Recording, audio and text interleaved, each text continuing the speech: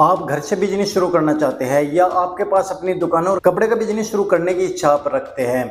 दोस्तों, आज की वीडियो में मैं सब कुछ क्लियर करने वाला हूं कि आप कपड़ों के बिजनेस की दुकान के लिए सेटअप कैसे करोगे। घर से कर रहे हो तो घर पे सेटअप कैसे करोगे, माल कैसे खरीदना चाहिए और माल को आप किस तरह से बेचोगे। मैं कोशिश करूंगा कि आज आपको कपड़े का बिजनेस करना सिखाऊं, स्टार्टिंग से लेकर के और बेचने तक का सफर मैं इस वीडियो में पूरा करने वाला हूं। चलिए दोस्तों, वीडियो शुरू करते हैं। आगे बढ़ने से पहले बस आपसे अनुरोध है कि वीडियो को आप लाइक जरूर कर दीजिए, शेयर आप वीडियो पूरी देखने के बाद कीजिएगा और चैनल को सब्सक्राइब तो अभी कर दीजिए, बेल आइकन को दबाइए, इससे हमारी वीडियो की नोटिफिकेशन आप तक पहुंचती है, वो भी बिल्कुल फ्री। चलिए वीडियो शुरू करते हैं। नमस्कार, मैं हूं प्रहलाद सिंह, आप देख रहे हैं आपका अपना YouTube चैनल तेजस व्लॉग। दोस्तों, यदि आपने मन बना लिया है कि कपड़ों का बिजनेस आपको घर से शुरू करना है तो सबसे पहले आपको घर पे भी एक सेटअप करके रखना पड़ेगा। वो सेटअप किस तरीके हो सकता है, जैसे कि कस्टमर को घर पे आपके आने जाने में कोई समस्या ना हो, बैठने में कोई समस्या ना हो। आपको घर पर भी एक कमरा ऐसा सेपरेट तैयार रखना पड़ेगा जहां पर आप अपने प्रोडक्ट को एक दुकान की तरह अच्छी तरीके से साफ सुथरी जगह दिखा करके रख सके, धूल मिट्टी से बचा करके रख सके। अब यदि आप घर से बिजनेस शुरू करना चाहते हैं तो 50,000 रुपये से भी बिजनेस शुरू कर सकते हैं, मगर यदि आपके पास 50,000 का भी इंतजाम नहीं है तो 15-20 हजार से भी शुरू कर सकते हैं, मगर इसमें इनकम कम होती है। देखिए, ग्राहकों को चाहिए वैरायटी और वैरायटी कम पैसों में नहीं बन पाती, तो इस वजह से आप कम से कम 50,000 रुपये का अरेंजमेंट जरूर करें और तब आप कपड़ों के बिजनेस में हाथ डालें। यदि आप घर से शुरू कर रहे हैं तो सबसे पहले तो आप जिस जगह पर हो, जिस घर से स्टार्ट करना चाहते हो, वहाँ की लोकेलिटी को देखें, वहाँ के लोगों को समझने की कोशिश करें कि उनका पहनावा किस तरह का है, आपके आस पड़ोस वाले लोग किस तरह का कपड़ा पहनना पसंद करते हैं। क्या आपके आसपास ऐसी महिलाएं हैं जो रोजाना परचेजिंग करती है, यानी कि ज़्यादा से ज़्यादा परचेजिंग करने मार्केट में जाती हैं, उनको किस तरह का आइटम कितने रुपए तक वे खरीद कर लाती है, इस तरह की आपको एक जांच करनी पड़ेगी। जैसे कि आप टहलने के लिए जाते हैं सुबह शाम या कॉलोनी में अपने किसी महिला दोस्त से मिलते हैं या उनके फैमिली के किसी सदस्य से मिलते हैं, तो जानकारी जुटाइए कि आपको क्या पसंद है। सूट पहनना पसंद है, कुर्ती या साड़ीज ज़्यादा पहनती है, या आपका एरिया किस तरह का है, हाई लेवल का है, मीडियम फैमिली रहती है या लो लेवल की फैमिली वहाँ पर रहती है। तो आपको यदि इन की जानकारी होगी तो तब आप माल खरीदने के लिए आइए। जिस प्रोडक्ट की आपके मोहल्ले पड़ोस वाले या आपके जो जानकार है वे ज़्यादा परचेज करते हैं तो आप उसी में इन्वेस्ट कीजिएगा अपना थोड़ा सा पैसा जो आपने बहुत मुश्किलों से जुटाया है। जब आप किसी कमरे को सेपरेट करोगे एज ए शॉप के लिए, यानी कि उसमें आप माल रखोगे, तो उसमें या तो अच्छी तरीके से आप रैक टाइप कुछ लगवाइएगा जो अच्छा लगे दिखने में, या फिर कोई अलमारी ऐसी हो जहाँ पर धूल मिट्टी ना जाए, ग्लासेस वगैरह लगवा सकते हो। और यदि आपका बजट नहीं है तो कमरों में ज़्यादातर क्या होता है कि अलमारियाँ होती है, अलमारी में भी आप अच्छी तरीके से रख सकते हो, कुछ ऐसा आइटम आप लगा सकते हो जिस पर साफ सुथरा रह सके और आपको कस्टमर को दिखाते समय कोई समस्या ना हो। सेटअप आपको करना है, ज़्यादा खर्चा कमरे के अंदर नहीं आएगा आपका, 2-4 हज़ार रुपये में ये सेटअप आपका हो जाएगा। लाइटिंग का विशेष ध्यान रखें, जो नॉर्मल लाइटिंग कमरों में होती है वो ना रहने दें। आप अच्छी कलर की, ज़्यादा तेज़ रोशनी वाली, आप वाइट जो आजकल LED आ रही है उनका इस्तेमाल करें। उससे क्या होता है कि कपड़ों में शाइनिंग नज़र आती है, अच्छे कपड़े दिखाई देते हैं, तो वूल से क्या होता है आपको बेचने में आसानी हो जाती है। तो इस तरह का सेटअप आपको तैयार करना है।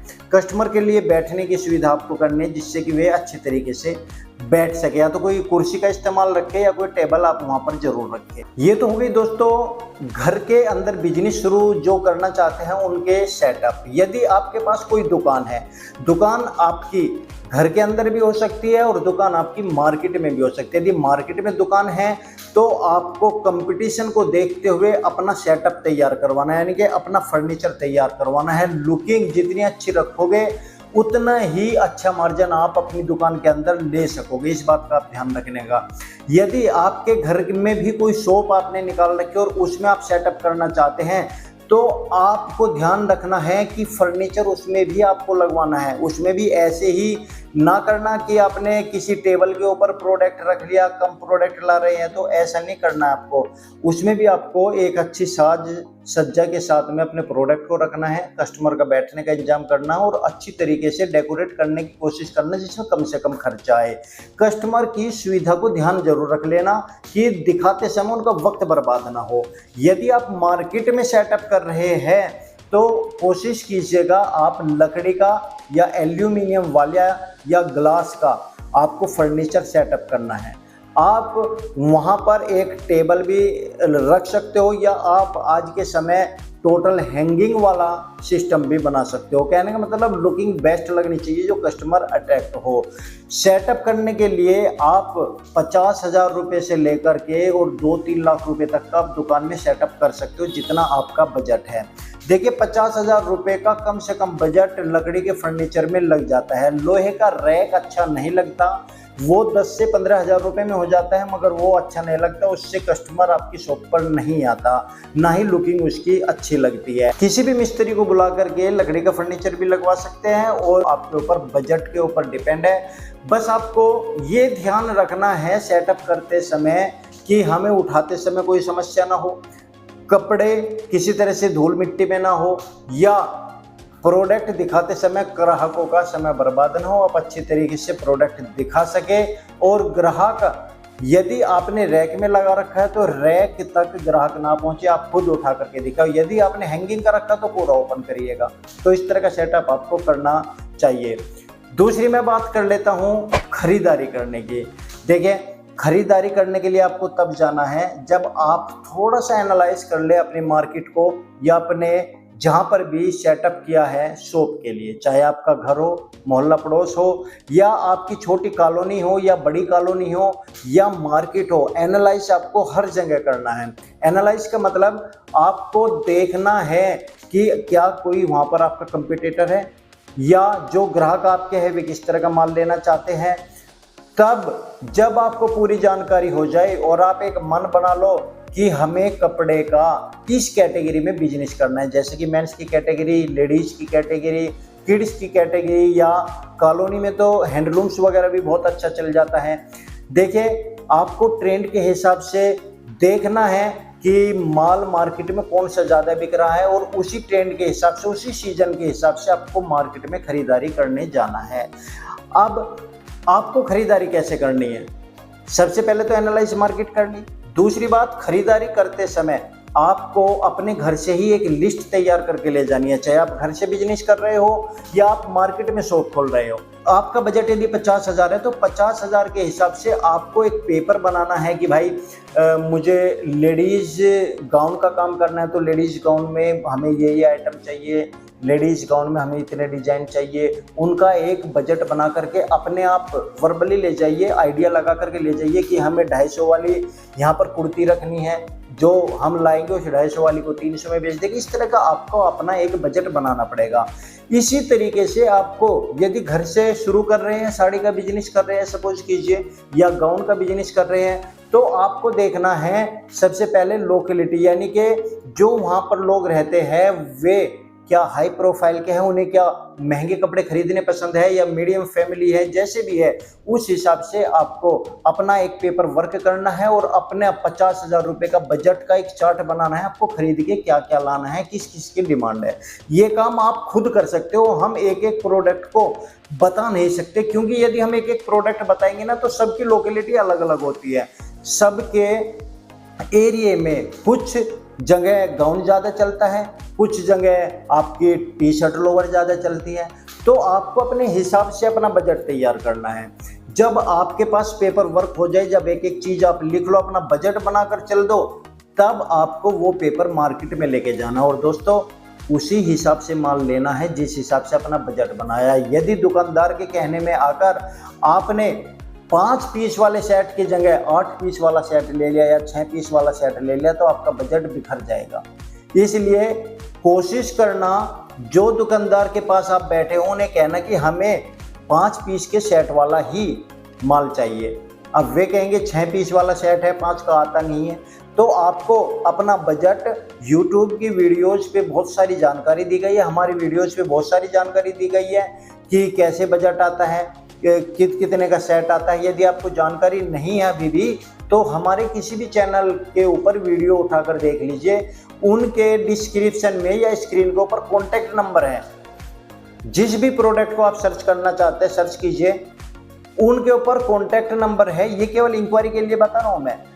उन कॉन्टैक्ट नंबर पर आप कॉल कीजिए और आप फ़ोन करके पता कीजिए, चाहे किसी भी कंपनी का। आपको एकदम से तो खरीदना तो है नहीं, सिर्फ जानकारी जुटाने के लिए कि भाई हमें कुर्ती लेनी है तो कितने पीस का सेट आएगा, हमें साड़ी लेनी तो कितने पीस का सेट आएगा, तो आपको आइडिया हो जाएगा। यदि आपको आइडिया नहीं है, 2-4 कंपनी के नंबर उतार लीजिए, उनसे कॉल करके कीजिए, तो आपका अपना बजट बना लोगे कि भाई इतने पीस का सेट आता है। जिन लोगों को जानकारी नहीं है उनके लिए मैं बता रहा हूँ।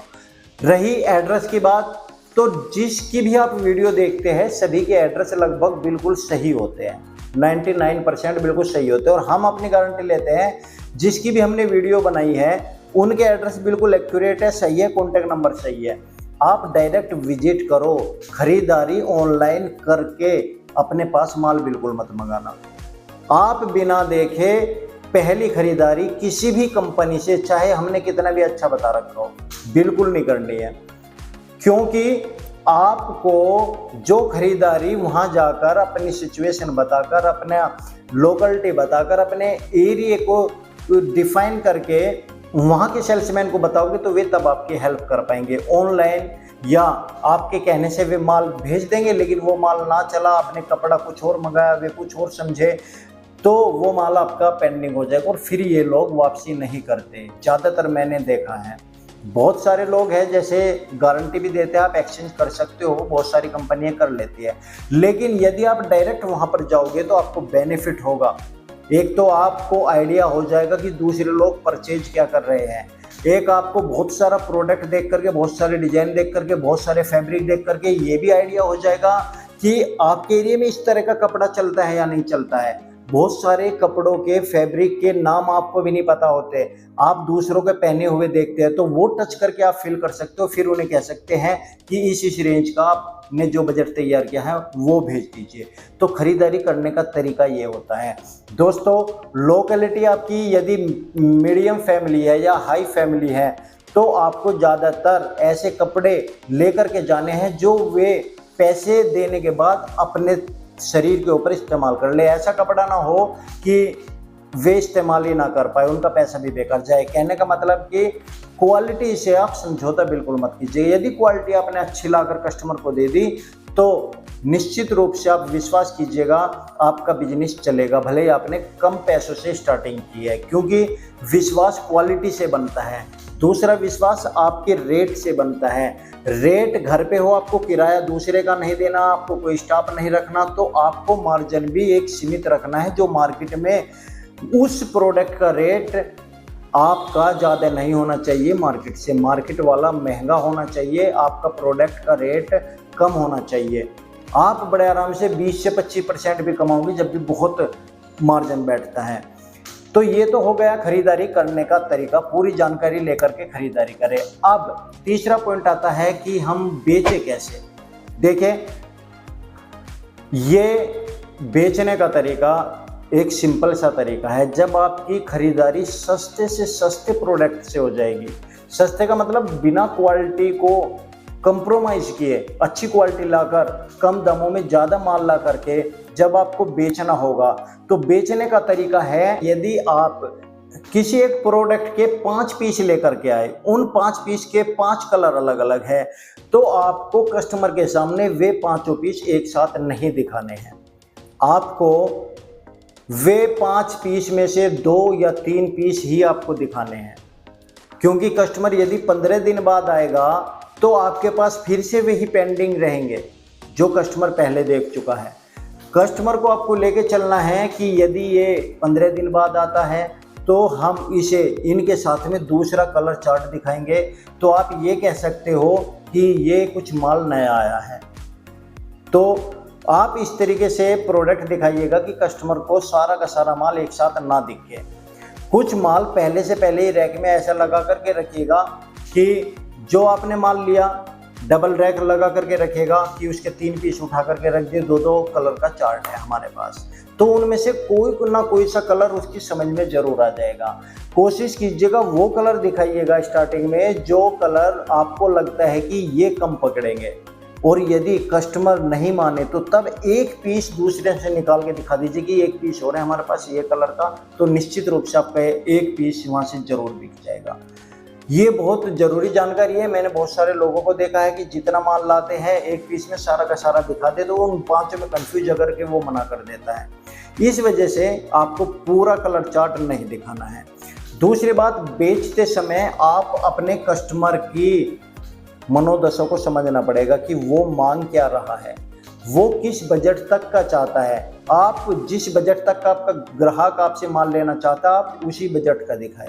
जब वो माल उसको समझ में आ जाए या परचेज कर ले या ना समझ में आए, तब आप अपनी तरफ से कहें कि यदि आप कहे 10-20 रुपये बढ़ा करके मैं इससे अच्छी क्वालिटी और दिखा सकता हूँ, तब आप आगे बढ़े। अपनी मर्जी से ऐसा माल ना दिखाए कि कस्टमर 500 रुपये तक मांग रहा है और आप उसे 1000 रुपये तक दिखा रहे हो या 800 तक दिखा रहे हो, तो कस्टमर रुकेगा नहीं वहाँ पे। 500 तक मांग रहा है तो 400 450 तक दिखाओ, और यदि समझ में नहीं आता 10-20 रुपये बढ़ा करके, तब आप उसे अगला प्रोडक्ट दिखाओ। तब उसकी समझ में आएगा कि हाँ थोड़ा सा पैसा डाल करके आप एक अच्छी क्वालिटी अच्छा डिजाइन ले सकते हैं। तो खरीदारी के ये तरीके होते हैं, बेचने के ये तरीके होते हैं। रही मार्जिन की बात, मार्जिन का आपको हमेशा मार्केट को अपने जहन में रखना, अपने दिमाग में रखना है कि ये प्रोडक्ट मार्केट में कितने का बिक रहा है। यदि मार्केट में आपका प्रोडक्ट 800 का बिक रहा है और आपने वो 500 का ला रखा है, तो आप उसे 700 650 तक बेच दें, जिससे कि कल को आपका ग्राहक मार्केट में जाए और उसे वो प्रोडक्ट दिखे तो उसे रेट समझ में आए कि वहाँ पे तो बहुत सस्ता मिल रहा है, फिर वो मार्केट में नहीं जाएगा, फिर आपके पास आएगा। तो बेचने का तरीका होता है अपने प्रोडक्ट की तुलना बड़े ऐसे प्रोडक्ट से कर दे जो आपका प्रोडक्ट छोटा दिखाई दे, उसकी कीमत कम दिखाई दे। बड़ों की कीमत ज़्यादा दिखाई दे तो 500 700 800 रुपये भी उसको कम दिखाई दे, ऐसा कंपेयर करें अपने प्रोडक्ट को ग्राहक के सामने। अपने प्रोडक्ट की सारी खूबियाँ ग्राहक को बताएं, तब देखें आपका माल बिकेगा ही बिकेगा। और दोस्तों, जब आप अपने प्रोडक्ट को सारा ना दिखा करके कुछ कुछ दिखाओगे, 15 दिन बाद फिर नया चार्ट दिखाओगे, तो कोशिश कीजिएगा मार्केट 20 से 25 दिन के अंदर आपकी फिर से मार्केट में टूर हो, जिससे कि आप और थोड़ा सा माल खरीद के ला सके। जो आपकी 15 दिन में कमाई होगी उसमें 1000-2000 रुपये अपनी तरफ से ऐड करके फिर मार्केट में जाइए, फिर लेकर के आइए। धीरे धीरे 1000 दिन तक यदि आपने ऐसा कर लिया तो 1000 दिन बाद ऑटोमेटिक आपका पैसा बचना शुरू हो जाएगा। तो ये तरीका है माल खरीदने का, दुकान सेटअप करने का, घर से बिजनेस शुरू करना है तो वो सेटअप करने का, माल खरीदने का और बेचने का। बेचने का तरीका, माल खरीदने का तरीका, घर हो या दुकान, सब जगह एक जैसे ही होता है। इसलिए ग्राहकों को हमेशा प्रायोरिटी दे। वीडियो पसंद आए तो वीडियो को लाइक शेयर, चैनल को सब्सक्राइब करो। नेक्स्ट वीडियो में मैं फिर आपके साथ नई वीडियो के साथ मिलूंगा। तब तक के लिए राम राम।